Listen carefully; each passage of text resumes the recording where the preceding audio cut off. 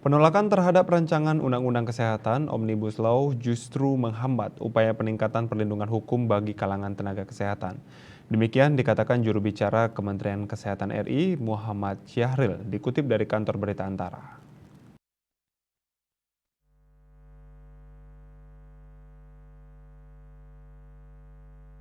Muhammad Syahril mengatakan pasal-pasal terkait hukum yang dikhawatirkan para dokter dan tenaga kesehatan sebenarnya sudah ada di tubuh undang-undang yang berlaku sejak 20 tahun terakhir.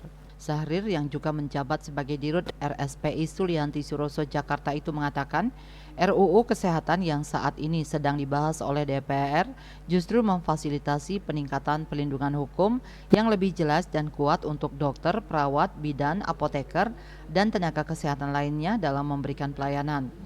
Upaya untuk menolak RUU Kesehatan akan mengembalikan pasal-pasal terkait hukum yang ada seperti dulu, yang sudah terbukti membuat banyak masalah hukum bagi para dokter dan nakes di Indonesia. Salah satu usulan peraturan dalam RUU Kesehatan yang dianggap bermasalah oleh organisasi profesi adalah situasi di mana dokter dapat digugat secara pidana atau perdata meskipun sudah menjalani sidang disiplin. Padahal aturan tersebut adalah aturan lama yang sudah berlaku di Undang-Undang Praktek Kedokteran saat ini. Dalam pasal 66 ayat 1 Undang-Undang Praktek Kedokteran nomor 29 tahun 2004 disebutkan bahwa setiap orang yang mengetahui atau kepentingannya dirugikan atas tindakan dokter atau dokter gigi dalam menjalankan praktek kedokteran dapat mengadukan secara tertulis kepada Ketua Majelis Kehormatan Disiplin Kedokteran Indonesia. Lebih lanjut ayat 3 menyatakan bahwa pengaduan tersebut tidak menghilangkan hak setiap orang untuk melaporkan adanya dugaan tindak pidana kepada pihak yang berwenang atau menggugat kerugian perdata ke pengadilan. Menurut Syahril, pasal-pasal tersebut masih dalam pembahasan oleh DPR dan pemerintah untuk dapat diperbaiki.